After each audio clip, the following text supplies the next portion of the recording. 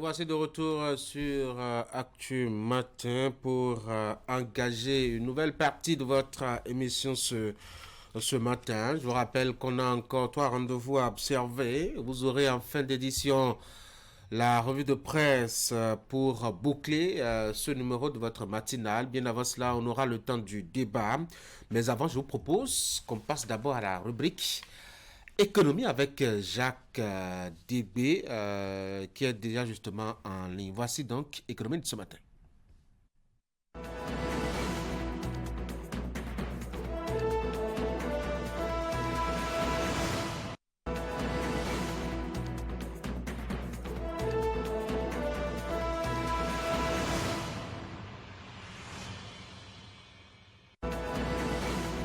Voilà donc, nous sommes à la rubrique Économie ce matin avec Jacques Débé, avec qui nous allons discuter justement de la dette du Bénin. Savez-vous qu'au titre de l'année 2025, le Bénin devra payer environ 7 000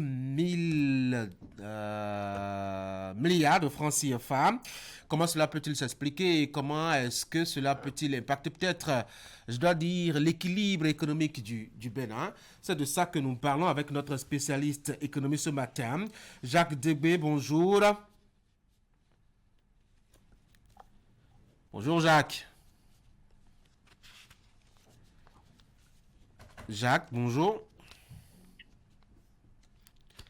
Jacques, visiblement occupé certainement à autre chose. Je rappelle que nous devrons justement discuter avec lui de ce niveau de la dette du Bénin. 7 000 milliards de francs CFA engagés par le gouvernement du Bénin. Ce sera ce qu'il va payer, en tout cas au titre de l'année 2025. En a-t-il les reins au regard du niveau donc de Allô? de sa... Jacques? Allô? Jacques, Allô? est-ce que vous nous entendez? Allô? Non. Jacques? Allô? Jacques, qui visiblement a quelques soucis à nous entendre. On va essayer à nouveau d'entrer en contact avec lui ce matin. On va parler donc du niveau d'endettement du Bénin. Ça continue de grimper.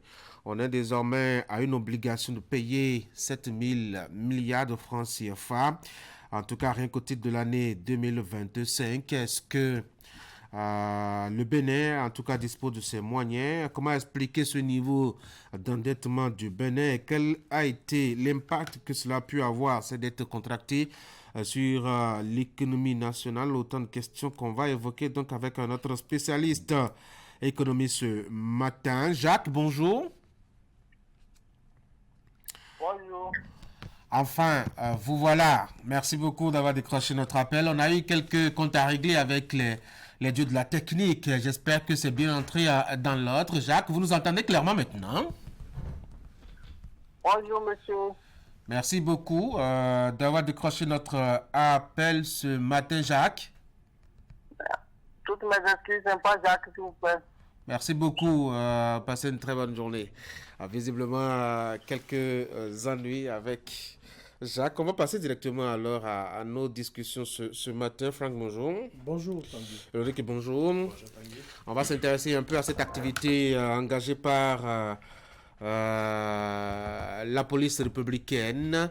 Elle a initié donc une nouvelle vague, mettons, de répression des infractions au code de la route. On a bien l'impression que la police, c'est sans répit, Franck. Oui, est-ce qu'il devrait y avoir de répit au niveau de la police? Sinon, ce sont à mon avis, des activités régaliennes de la police que de contrôler ceux qui enfreignent au code de la route, les règles de la sécurité routière, ainsi de suite.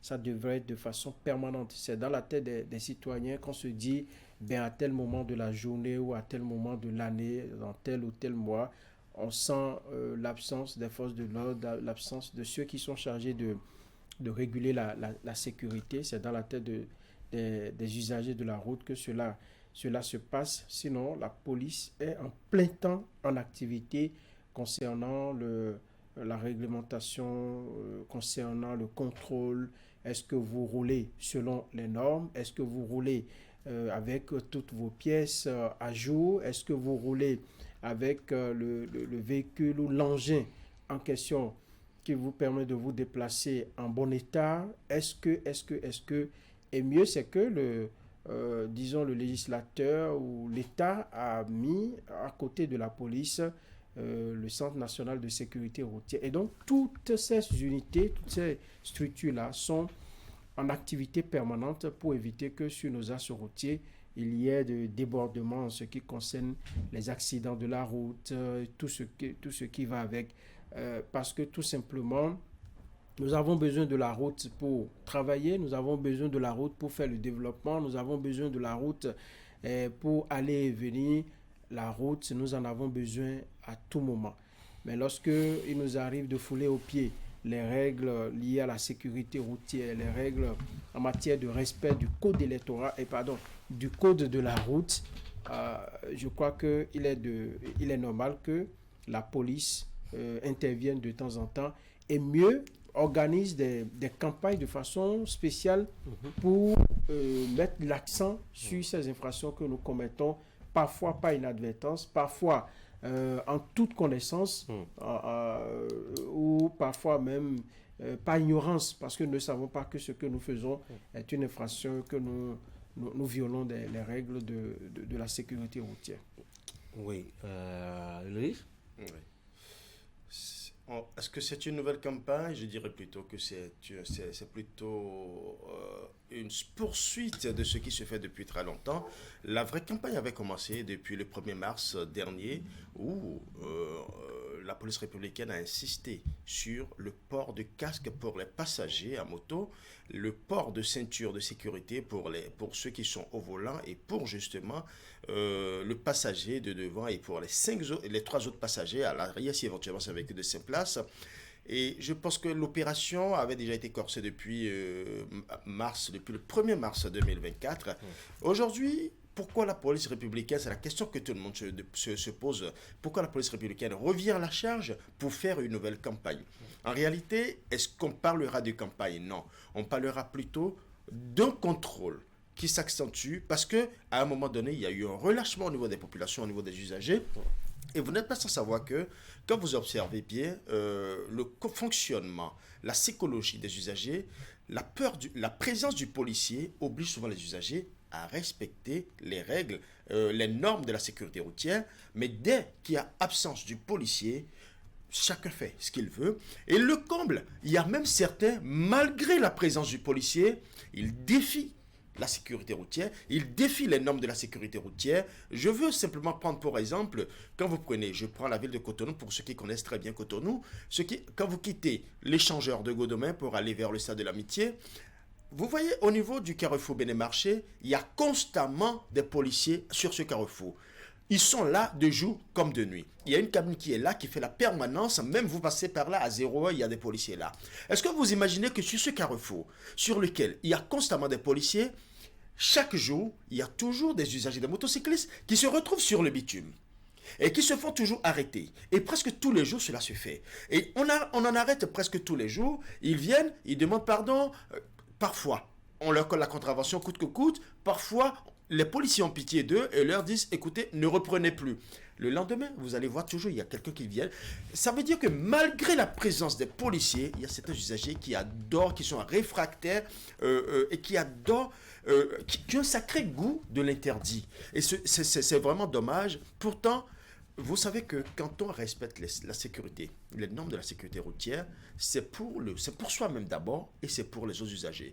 Imaginez un peu un monsieur qui sort de sa maison, qui met son casque, qui aborde son casque comme cela se doit, qui roule dans son couloir de circulation normalement comme cela se doit, qui roule doucement dans les règles de l'art. Et imaginez un autre qui ne respecte rien, qui du jour au lendemain ou d'un instant à l'autre vient percuter l'autre. Est-ce que celui-là qui a décidé de respecter les normes de la sécurité routière, est-ce qu'il n'a pas droit à la sécurité sur la route? Donc, la police a compris qu'il faut constamment être derrière les citoyens, qu'il faut constamment rappeler aux citoyens qu'il faut respecter les règles. On observe la et police c'est ça, parce que on voit ces derniers temps qu'il y a une période pour faire la pression sur les gens Et quand il commence par prendre le pli, on laisse tomber un peu, puis après on revient à la charge, ce va-et-vient. Est-ce que ça ne sent pas une perturbation carrément du quotidien des citoyens? Il vaut mieux maintenir la pression tout le temps de l'année, et là, les gens vont rentrer complètement dans l'ordre. En réalité, on ne devrait même pas, disons, si chacun respectait le code de la route, si chacun faisait ce qu'il devrait faire, on n'a pas besoin de policiers pour leur dire, écoutez, roulez dans votre couloir. Si vous êtes à moto, allez sur la piste cyclable. Si vous êtes à pied, marchez sur le trottoir, ainsi de suite. On n'a pas besoin de le dire. Mais vu que les populations, Ulrich l'a dit, on a un sacré goût pour les interdits, ce qui est interdit devient la norme chez nous qui sommes population, on se dit mais non, nous avons la liberté. C'est la nature humaine qui est comme ça. Oui, qui est comme ça. C'est pourquoi monsieur, souvent, dans l'émission Le Grand Rendez-vous, a dit que la liberté doit être encadrée, voire restreinte. Lorsque vous donnez la liberté aux gens, jusqu'à aujourd'hui, on demande aux populations qui vont à moto. Ce n'est pas... c'est vous qui avez pris votre moto, l'autre il a acheté une voiture et il y a des couloirs qui sont tracés pour chaque usager. Mais les gens continuent de disputer l'espace des voitures alors qu'ils sont à moto avec les voitures. Et cela, on voit souvent que ça engendre des accidents de la route. Il faut les comprendre.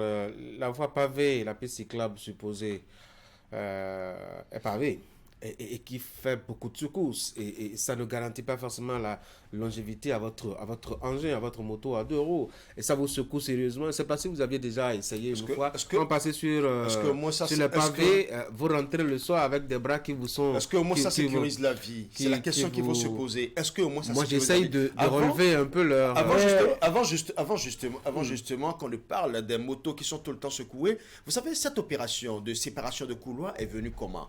Il fut un temps où il n'y a pas ce jour-là où vous ne voyez un camion, une moto sous un camion. Il n'y a pas ce jour-là où vous n'entendez pas qu'un monsieur a été broyé par un véhicule. Il n'y a pas ce jour-là, en allant au service, que vous ne voyez pas cet accident avec beaucoup de sang sur la route. Mais dès qu'ils ont constaté, à un moment donné, parce que c'est des spécialistes, ce sont des spécialistes de la route, de la sécurité routière, qui ont ensemble réfléchi, se sont dit, séparons. Faisons en sorte que les motocyclistes qui ont l'habitude de slalomer habituellement entre les véhicules puissent se retrouver entre eux et rouler dans leur couloir.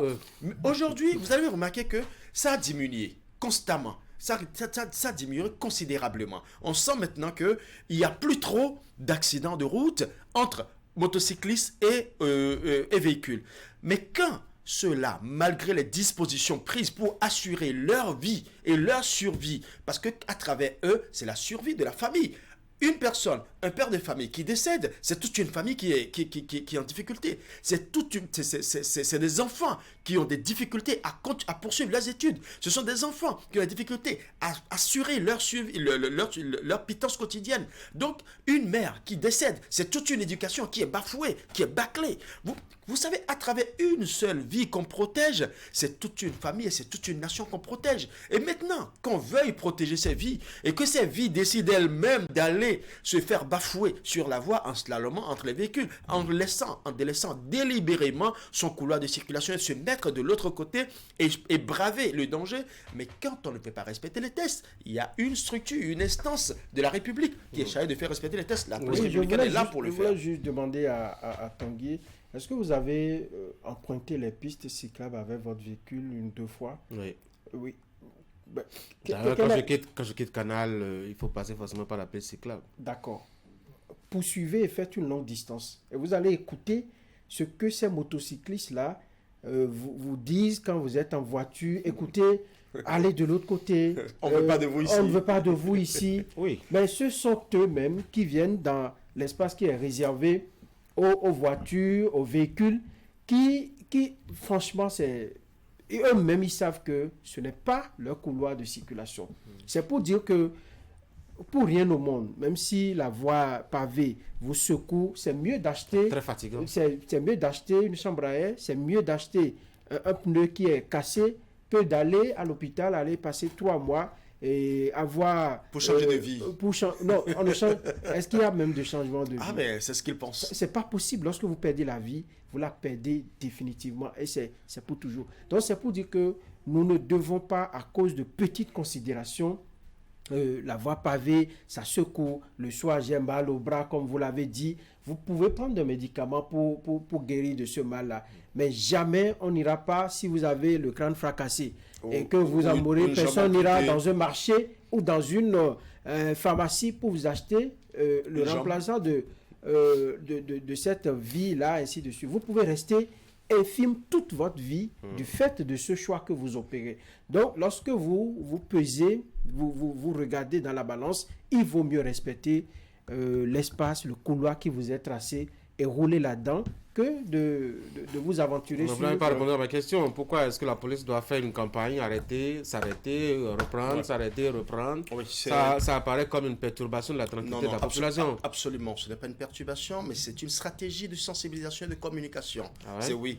Parce qu'en fait, la police est toujours là. La preuve, l'opération que la police veut reprendre maintenant ne s'est jamais arrêtée. Il y a quelques semaines, on a vu près du stade de l'Amitié, près d'une trentaine de motos arrêtées. Donc ça veut dire que l'opération se déroulait toujours. Mais en réalité, en lançant cette campagne, c'est une manière de faire un tic dans le mental de tous ces agents en disant « Attention, vous êtes en train de délaisser, nous revenons à la charge. Si vous ne respectez pas, nous serons toujours là pour vous dire respectez. » Cela dénote beaucoup plus du côté éducatif de la police républicaine. L'objectif, ce n'est pas que c'est une nouvelle opération qui reprend, mais c'est que ça va se corser. Désormais, il y aura beaucoup plus de policiers.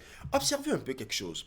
Quand la police est partout sur tous les carrefours, le citoyen a comme l'impression d'être dans une sorte de prison ouverte. Le citoyen se dit, mais pourquoi autant de policiers sur tous les carrefours, sur les artères, et on ne se sent pas vraiment à l'aise. Mais quand la police se retire légèrement, rapidement, certains usagers se taillent la part belle et commencent par faire preuve d'indiscipline routière sur la route, mettant en danger les autres citoyens qui veulent bien respecter le code de la route. Mais quand ça arrive comme ça, là c'est la police républicaine qui se dit « Alors, je suis obligé de revenir chaque fois pour vous dire, attention, ce que vous faites, je ne suis pas d'accord. Il y a des tests que vous êtes astreint de respecter. Alors, vous devez tout faire pour respecter ces tests-là. » Donc, pour moi, cette campagne, ce n'est pas une perturbation du système sécuritaire, mais plutôt chaque fois pour rappeler à l'usager. Parce que vous voyez, depuis que ça a commencé, observez un peu sur les réseaux sociaux, la communication évolue. Tout le monde dit, attention, à partir du lundi, mettez vos casques, ainsi de suite. Pourtant, certains le font. Je vois beaucoup de personnes qui sortent de leur maison avec leur casque, même s'ils n'ont pas de moto. C'est parce qu'ils comprennent, parce que ces personnes-là comprennent déjà que si je ne mets pas mon casque, soit je vais utiliser le casque du émigrant du conducteur de taxi-moto, ou je serai obligé de me faire arrêter et me faire arrêter avec les émigrants. Donc, je préfère prendre mon casque et sortir de la maison avec. Donc, cela dénote plutôt du caractère sensibilisation, du caractère éducatif de la police républicaine, parce que la police n'est pas là seulement pour réprimer, mais aussi pour accompagner, pour sensibiliser les citoyens. Je voudrais dire que ça n'est pas du tout une perturbation de la tranquillité des populations. Sinon, disons, ce pan du rôle de la mission de la police républicaine n'aurait pas son sens. Il est prévu que la police régule la circulation, veille au respect du code de la route et prenne les dispositions pour. Et donc, lorsque vous confiez une telle mission, vous donnez les moyens pour atteindre des résultats, pour avoir des résultats. Et c'est dans la méthode, dans les moyens que vous déployez, que la police se trouve à des moments donnés de corser un peu les choses, de renforcer, disons, sa stratégie de collaboration avec ses usagers de la route. Sinon, en réalité, lorsque les policiers sont là, c'est pour réguler et au besoin, lorsqu'il y a des cas d'accident, d'intervenir pour faire le constat. On ne doit pas, il n'y a que les hommes que l'on gère comme ça. Enfin, l'homme est tellement têtu, il ne veut pas faire ce qui est bien, il aime contourner ce qui doit être fait. Sinon, vous quittez votre maison, vous connaissez le minimum. Même des gens qui n'ont pas fait, qui n'ont pas passé le test de conduite, ils connaissent les règles, les règles élémentaires. Et même ces règles élémentaires sont foulées aux pieds lorsqu'ils entrent en circulation. ça ne se comprend pas. Et c'est pourquoi, justement, il faut à côté des unités comme la police pour leur dire attention, ce que vous faites, ça n'est pas bien. Vous trouvez des policiers qui vous disent, mais vous-même, monsieur, regardez ce que vous avez fait. Est-ce que c'est bien? Et vous vous rendez compte que vous auriez pu mieux faire. Mais on ne peut pas sensibiliser toute la vie. Il faut à un moment donné réprimer, tout simplement parce que les tests que nous nous sommes donnés nous-mêmes ont prévu que à des moments donnés, il faut poser des amendes pour les cas de contravention. Et oui. si il y a accident et il y a des dommages corporels, il y a des sanctions qui sont prévues. Il y a. Et donc, la République, c'est des normes, c'est des règles, et il faut les respecter. Oui. Si vous ne les respectez pas, vous aurez l'État sur votre chemin. Le plus ahurissant dans ce dossier, c'est que dans la plupart des cas, les accidents ne se produisent pas seuls. Vous savez, la personne, l'usager qui fait preuve d'indiscipline routière de la circulation ne veut pas tomber seul. Il entraîne dans sa chute des usagers qui, eux, respectent le code, qui, eux, circulent normalement, sans vitesse et tout ça. Donc, vous imaginez, c'est qu'ils deviennent un danger pour les autres usagers, d'abord pour eux-mêmes, seuls, mais aussi pour les autres usagers qui ont choisi, eux, de respecter le code de la route. Et est-ce qu'il faut toujours attendre les accidents avant d'agir? C'est parce que la police républicaine a décidé d'aller dans la prévention. Il ne faut pas attendre les accidents pour venir maintenant coller la contravention qu'il faut ou la punition qu'il faut en estimant que oui, vous n'avez pas respecté le code, c'est pour cela qu'il y a eu tel accident. C'est bon de revenir faire le constat des accidents, mais il faut la meilleure option, c'est d'aller à la prévention, d'anticiper pour éviter justement ces accidents-là. Et aujourd'hui, quand vous observez beaucoup plus l'univers de la sécurité routière, vous allez remarquer que s'il y avait beaucoup plus la présence de la police municipale, on n'aurait pas beaucoup plus besoin de la police républicaine sur tous les carrefours. Or, la police républicaine est appelée aussi à faire d'autres missions. Sécuriser les banques, sécuriser les personnes sur les grandes voies et consorts. La police républicaine a beaucoup. Il y a combien de policiers pour les 13 millions de Béninois? On ne peut pas mettre un policier derrière chaque Béninois, derrière chaque citoyen, derrière chaque usager. Ce n'est pas possible.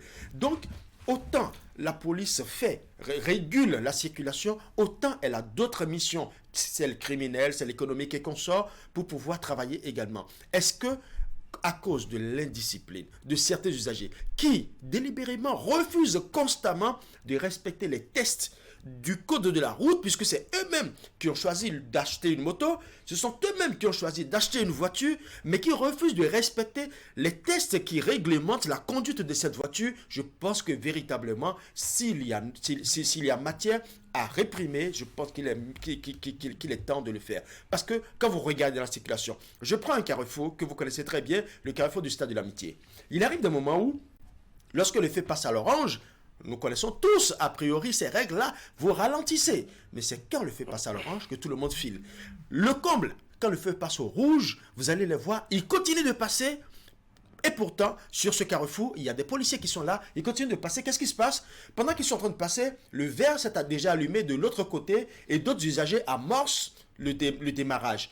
Au beau milieu de la voie, vous vous retrouvez maintenant nez à nez avec ceux-là qui ont brûlé le feu rouge de l'autre côté. Et ce qui est encore plus ahurissant, ce sont ceux-là qui ont brûlé le feu qui se mettent à insulter les autres qui sont dans la légalité de la circulation. Est-ce que ceci dénote du respect du code de la route? Je pense que la police a à un moment donné... Et on entend encore dire que c'est parce qu'il y a à la fin de l'année que la police républicaine lance des campagnes pour... la police serait devenue une régie financière de l'État. Dites-vous, vous et moi, si nous prenons nos routes, si nous prenons la moto ou la voiture et que nous respectons notre couleur de circulation, quel est le policier qui viendra nous coller une contravention? Si je respecte les tests, si j'ai mon casque et que mon passager a son casque, si je suis au volant, que je mets ma ceinture de sécurité, les passagers de la voiture mettent la ceinture de sécurité, est-ce qu'un policier peut venir m'indexer et me coller une contravention? Non, je pense que si chacun fait ce qu'il a à faire, la police n'aura pas à coller des contraventions. Et donc, si on ne veut pas que la police devienne une régie financière pour les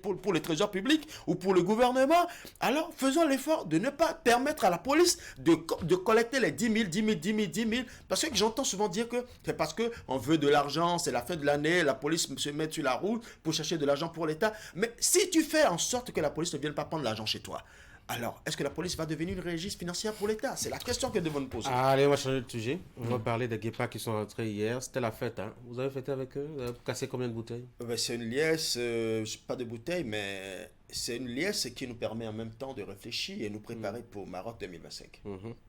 Et ça s'est bien passé hier?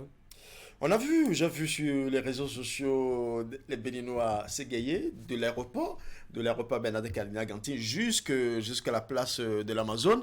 Et j'ai compris que, d'ailleurs Franck est là, ça me fait plaisir, parce que Franck disait hier qu'on doit également travailler sur les supporters pour que les supporters accompagnent davantage les guépards. Moi, je pense que les supporters ont toujours été là.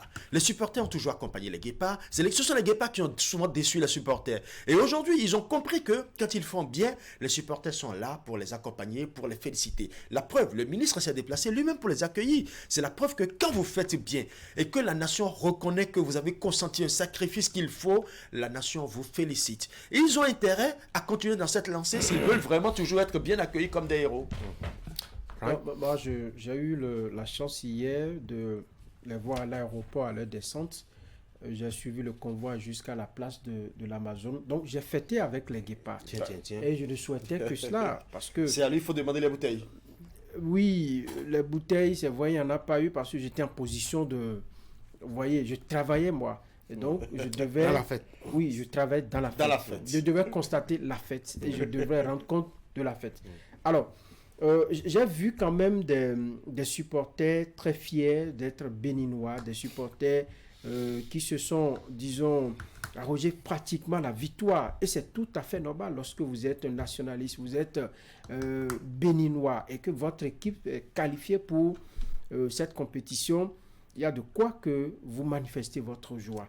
J'ai remarqué également que la mobilisation était faible.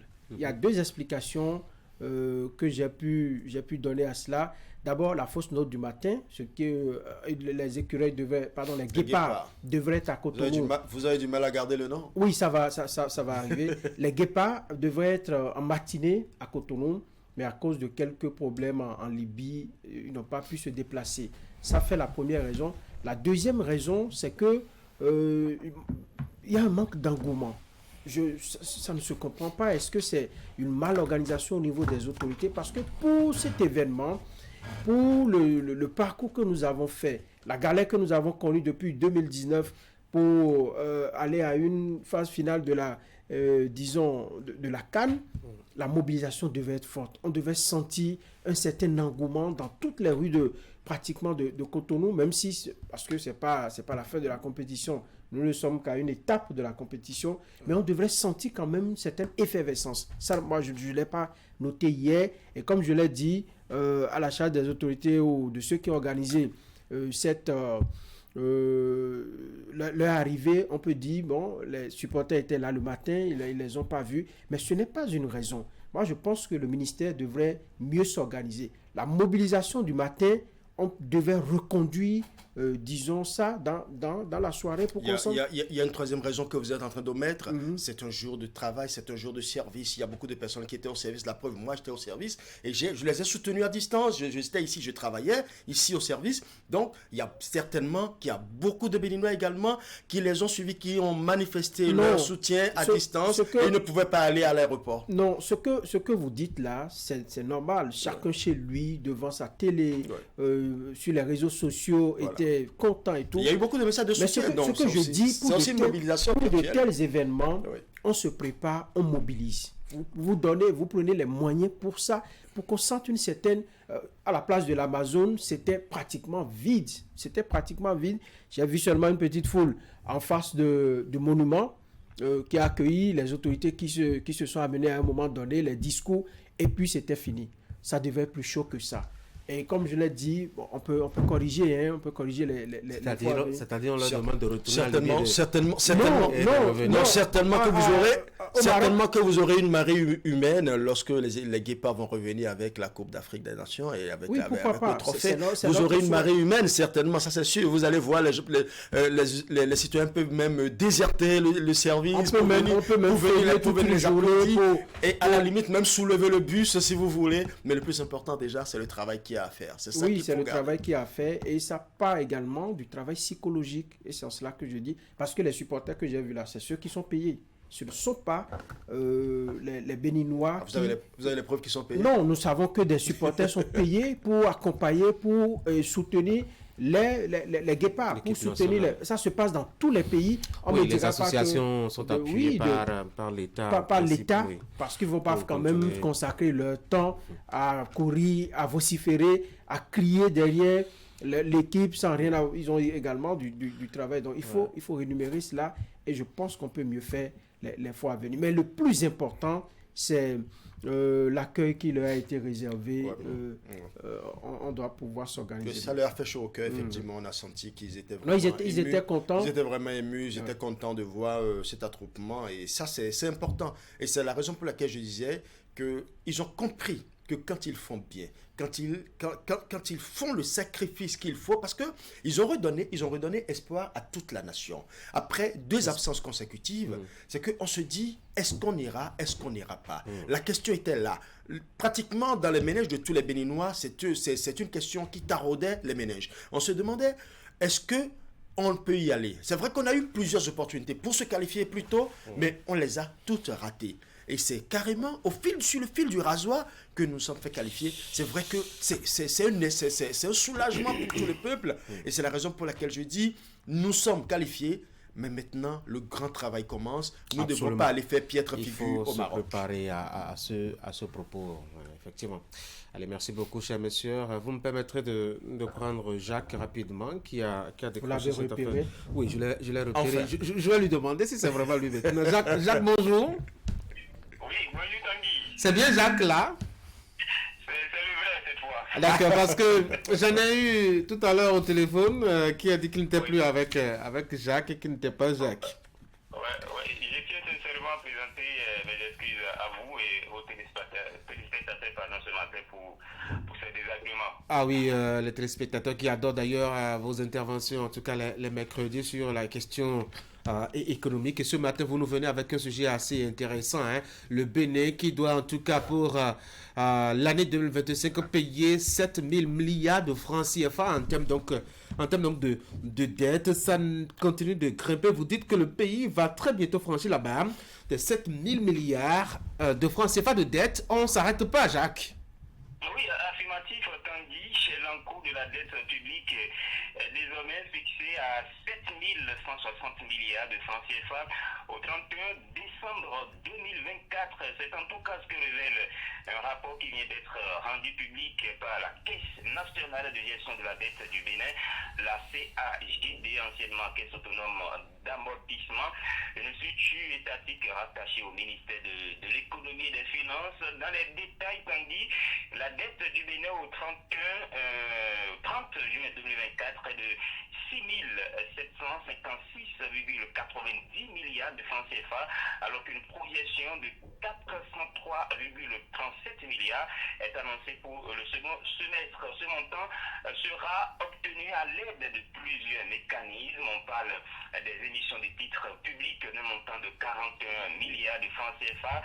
Divers créanciers bilatéraux contribueront également à hauteur de 28 milliards, alors que les créanciers multilatéraux vont fournir 48,74 milliards de francs CFA avant la fin de cette année 2024. À tout ceci, il faut aussi ajouter les prêts auprès des banques commerciales internationales, 46,5 milliards de francs CFA, du FMI, le Fonds monétaire international, 96,35 milliards.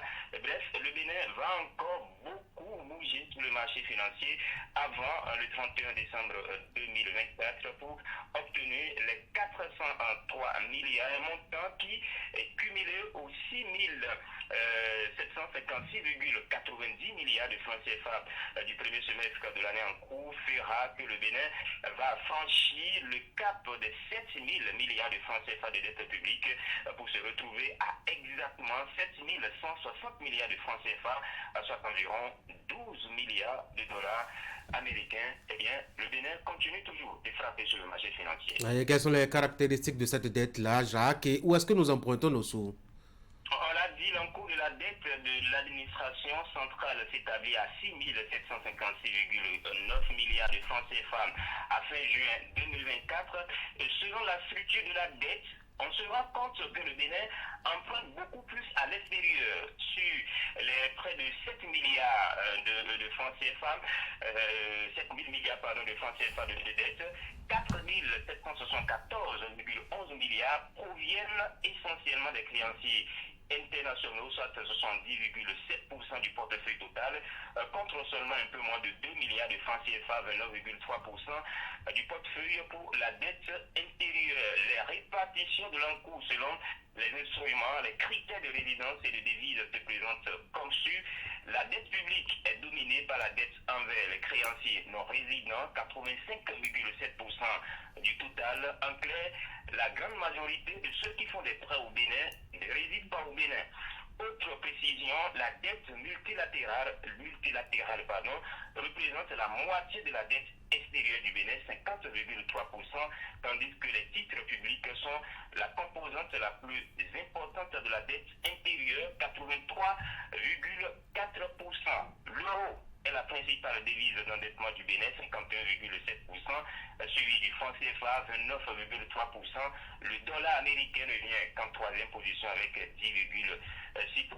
Bon à savoir, c'est quelques statistiques en ce qui concerne la dette bancaire des entreprises publiques. Tenez, la SBEE, la Société béninoise d'énergie électrique, a une dette de près de 700 millions de francs CFA entre janvier et juin 2024.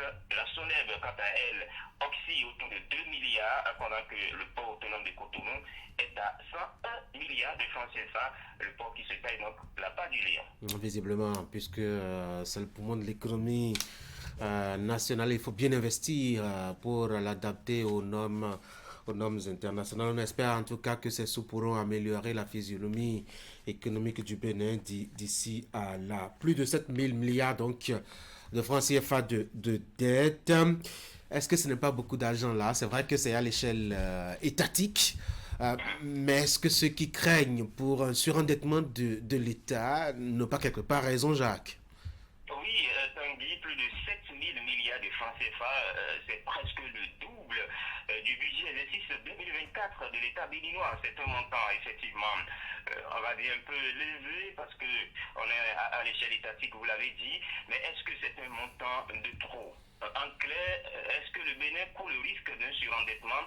La réponse, Tanguy, est non. En tout cas, si l'on s'en tient aux critères de convergence de l'UEMOA, l'Union économique et monétaire ouest-africaine. Bien au contraire, le pays fait même office des meilleurs élèves dans la sous-région en matière de dette publique. Tenez, le taux d'endettement du Bénin, c'est-à-dire l'encours de la dette rapporté au PIB, le produit intérieur brut, ressort à seulement 52,1% au 30 juin 2024 contre 52,4% à fin mars dernier.